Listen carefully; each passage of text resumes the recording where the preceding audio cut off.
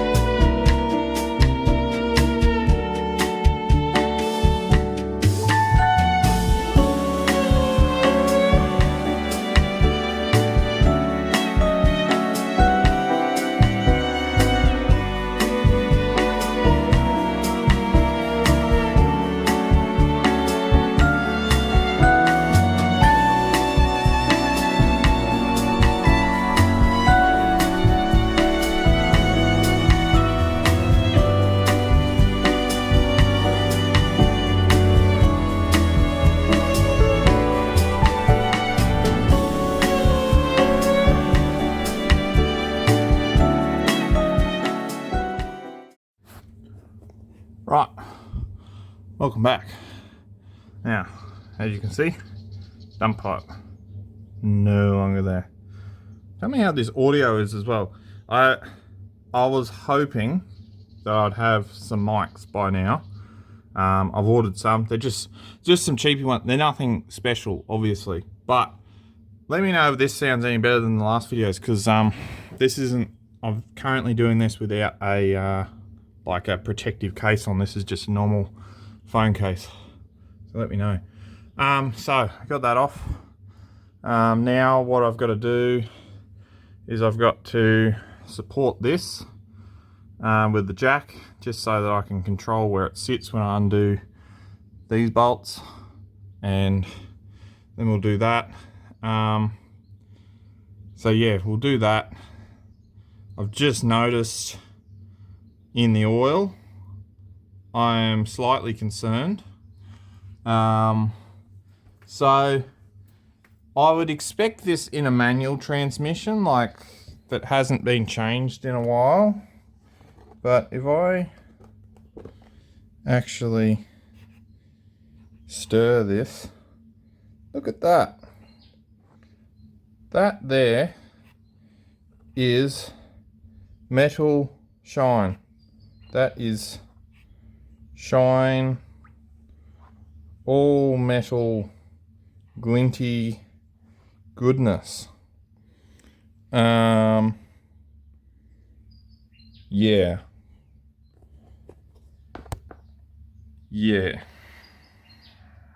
Now I don't know what that's caused from. Sorry, may not be straight. I don't know what that's caused from. I haven't had a lot to do with auto transmission. Manual transmissions, after a few, like a while, yeah, you'd kind of expect a little bit of a glint through because nothing's perfect. This oil isn't that old. I don't know what is going on in here. So I don't know whether it's the center diff, because there isn't that little shim there that I've meant to put in. I don't know. I'm slightly concerned, and also slightly confused why it would be doing that, because automatic transmissions don't really have gears per se. They're pretty much like clutch packs controlled by hydraulic pressure. There is gears, but there isn't gears. Yeah, I don't know. So yes, that is the current situation that I am in. So what I'm going to do, I'm going to grab a rag, clean my hand, and then I will get you back on in just a second, because I didn't have a rag down here prepared. So I'll get you back on in a second. Right, so continuing on, I'm just going to remove this center bearing, 14mm on an impact gun. If you don't have an impact gun, don't say to me that, oh, I don't have an impact gun, I can't do things quickly. You know, I've never owned one until about 6 months ago, and they're not that expensive. Save up some money, go buy it. Don't if but maybe, just buy it. Look at that, it took me 2 seconds instead of 1 second with a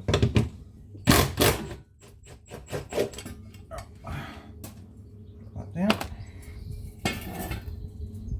That slip joint up in there. Prepare to be covered by oil. Yep. Nice. Wrap rag around to protect. Need a new set of bearing, I think. There's a company that does it. Oh crap! I just got some in my hair. There is a company that does it over in America, and they look really solid, and they look really good, because you get the shutters through these things, and I hate it. So I'd really love to get one of them, but in America, see, Americans best. They get out and do stuff. We don't, or countries that we buy from don't. Right, going to spin you around, hopefully get this sort of in shot. If it's not, apologies. I'm gonna get my light, my Ultimate 9 light, not a sponsor, but you know, if you want to, hit me up. Like some would say this is the ultimate light, and I'm going to put it this side because I don't want to blind you people. Some would say this is the ultimate light, and I brought this because Tyler Thompson, who is a fellow YouTuber who is way more successful than I am, said that it is the ultimate light, and Timmy has heart.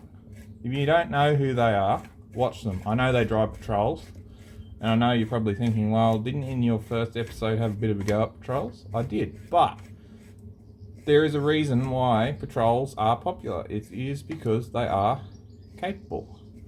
That doesn't exactly look that solid. This is only to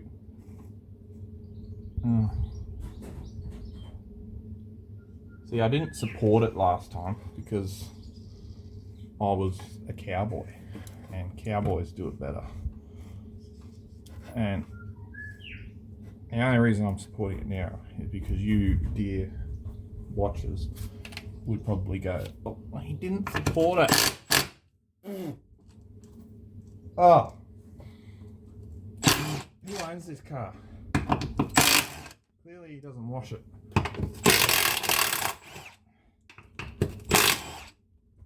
Bad, don't drop bolts down here. Where'd that go? Oh crap.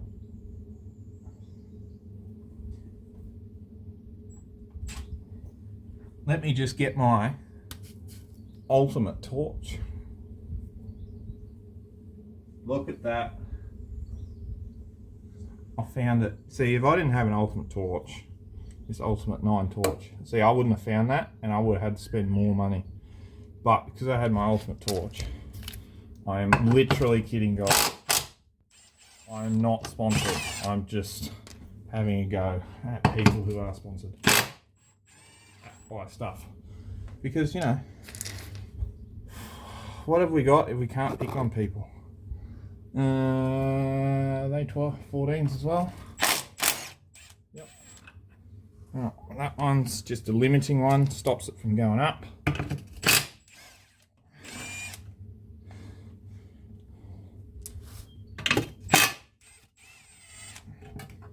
Alright, that's that cross brace out. Extremely dirty, sand all over it, and now I've got sand all in me. Right, I'm slowly remembering why I decided why I didn't really want to do this job.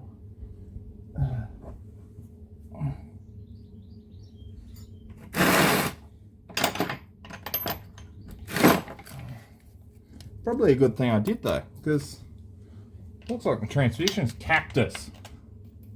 If it's not one thing, it's another. Now you don't have to take these out to take this mount off, but I'm just going to take this mount off because it's just easier.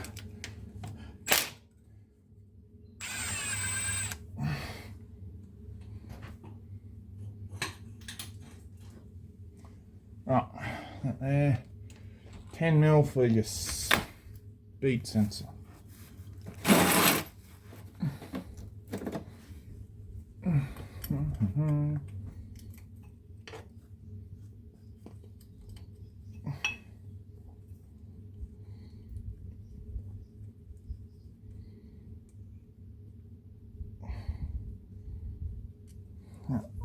There.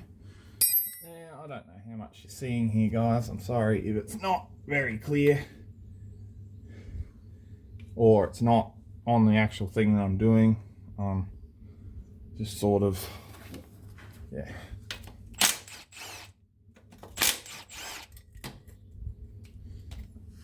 I've aimed it in the general direction of where I'm working, and I'm kind of hoping that it is right, but now it's going to start leaking again.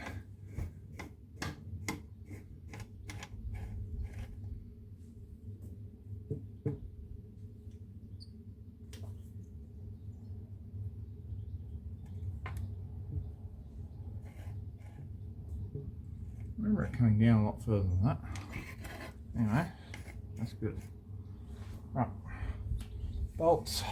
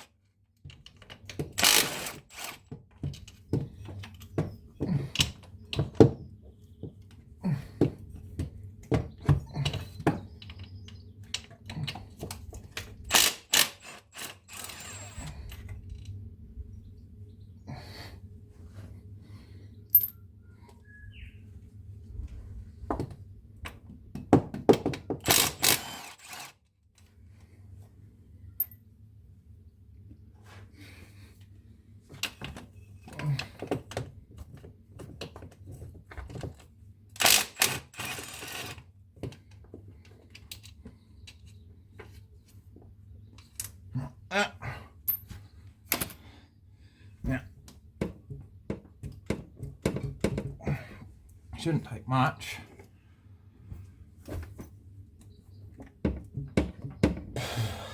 Oh, that's nasty.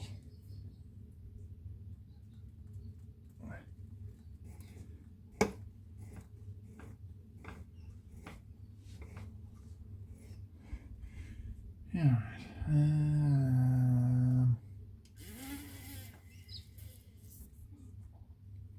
I didn't bring a hammer, did I? Good job. Well done. Ow. Right. Oh, that's bad. Oh my goodness. I honestly don't remember there that much oil coming out.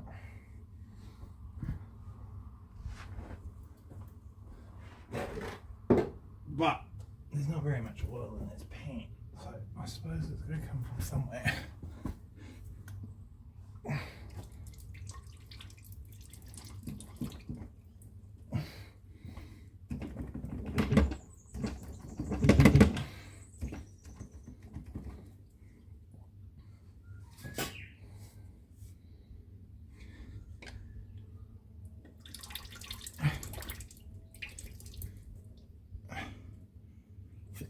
This fought me last time. Top down there. Real pain in the rectum.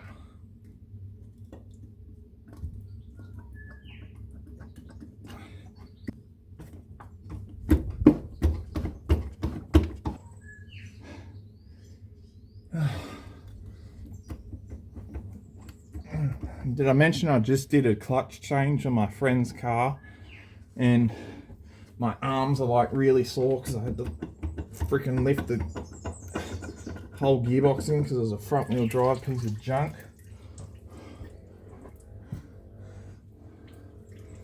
Right. Now what you got to be careful about, because I mentioned this has got a VTD. The other ones, they're enclosed. These, the clutch packs can fall out.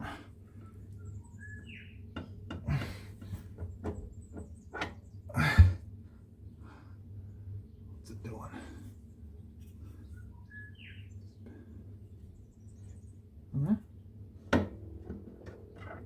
It's coming as one.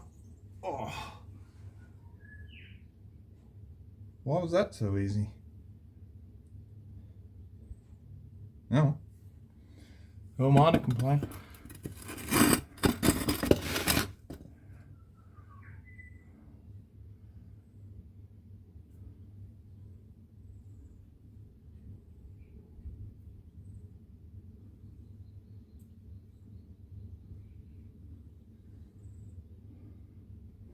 So, for those who haven't seen, this what the back of your gearbox looks like in a Subaru. So that there, that's your main input from engine, comes all the way out to there, goes into that shaft there, drives this gear here, which drives that, which is your front diff. So that's why these are predominantly front wheel drive. Manual transmissions are a bit different, but this is why these are predominantly front wheel drive, is because it's getting direct drive right there to there. So that's why that happens. And that's your little solenoid there that controls lockup. So that there controls your oil pressure, feeds it through there, and then proceeds to lock your center diff up through that hole there. And then if I just get this torch, oh crap, ultimate torch. What is this? Look at that. Oh, it's got a backlight. Right, and then shoots it into that, which then goes up through there and then does clampy things. So yeah, so that's this center diff. Do you want to know how you can tell whether a transmission that you are looking at has one of these center diffs? That is square. Other one, originals, really curved like a egg shape, like curved down. These are just flat end. Now I'm not going to tell you what transmission I got this out of, because everyone will then go, wow, that I can just buy that, I can get that, and then I'll charge up the wazoo because I can. So I'm not going to tell you, and I don't want to spoil it for the rest of the people that actually know what they're looking for and can get a deal. Like a guy was pulling one out of his car and he just wanted $750 just for that. And I'm like, that's a bit rich, especially in Subaru world. Like, I understand they're great.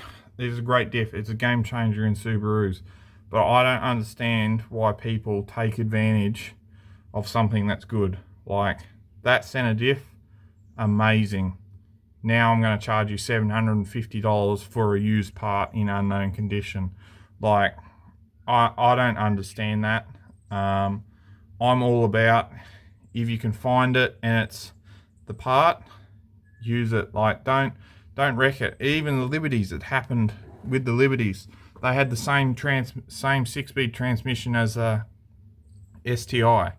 The 6-speed as the STI when they were the flat 6 motor. And now people charge up the wazoo for them because they go, you know what? People want them, they're going to pay for it. And I don't understand that. I'm not about that. I'm like, with anything I've ever built, my bull bar, my rear bar, anything, I've always done, look, I'm going to make a bit of money on it, but you get the product.